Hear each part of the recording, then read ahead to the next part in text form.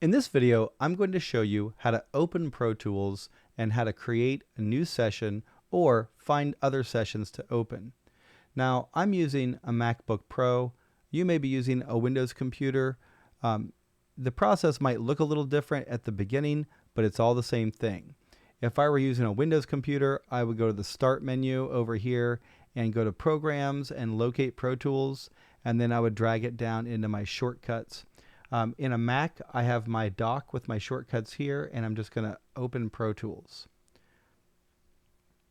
It's going to take a few seconds to open. You can see the splash screen here, and it's loading a bunch of plugins.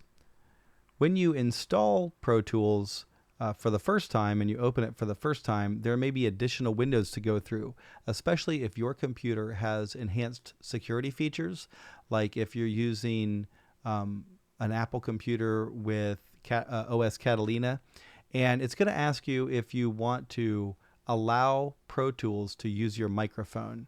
If you click no, then you won't be able to do any music tasks or audio tasks with Pro Tools. So you must click OK to allow Pro Tools to access anything it wants to on your computer. It's safe, it's fine.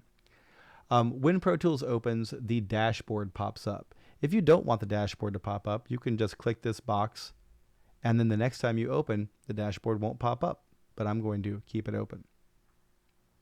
Here's where you can create a new session, and I always recommend local storage. This is going to store your session on your hard drive so that you always have it.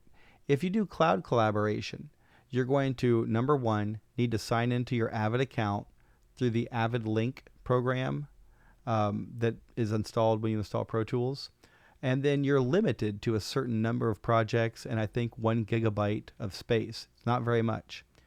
You can also create from a template, and this is a lot of times people do this by accident, and they'll turn in projects to me and I'll be like, did you start with a template? Because this is weird. There's a bunch of templates in different categories: music, songwriting. You can explore those. We're just not going to use them for this class. So I'm going to uncheck template.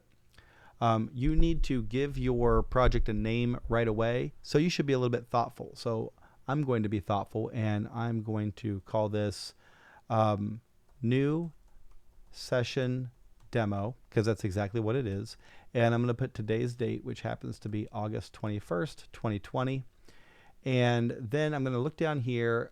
We're going to worry about these settings later. They should be fine.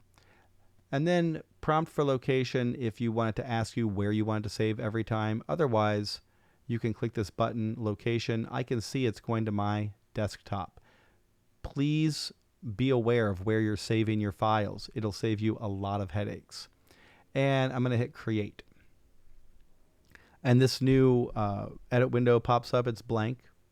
Now, if I hit Command N, or I go to the File menu, New Session, Command N, I can do this again, and I will show you. You can go to Recent Sessions. So here are the most recent sessions I've opened on my computer. If I move these, it'll still think it knows where they are. It just won't be able to open them.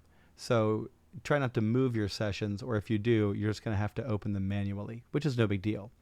I don't have any projects because I don't use the cloud collaboration part of Pro Tools. Like, I've never used it.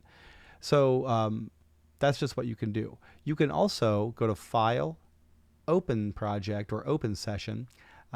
Project, again, would be for signing in and using cloud collaboration. That's really the difference between a session, it's local on your hard drive, and a project, it's stored in the cloud, and you can collaborate with a certain number of people, I think up to 10.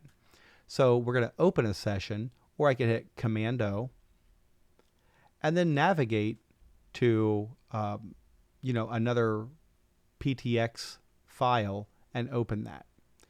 In a later video, we're going to go over the contents of a session folder and the concept of referenced media. But for now, just know that the PTX file is the Pro Tools file. A handy option here is to open recent sessions, and there's a shortcut to open the most recent session. So if I were to close this session, all right, I'm going to save it, File, Save. Well, I've already saved it. Let me make a change. Boom, there. When I make a change, you can see that this icon is grayed out. File, Save, Command S, use it all the time. If I save it, it becomes solid again until I make another change. So Command S, close session, or Shift Command W. And now I can hit Shift Command O, and it'll open the most recent session, which is this demonstration session. So that is just a little bit on how to create a new session, how to open Pro Tools, and some of the different ways to open and locate sessions.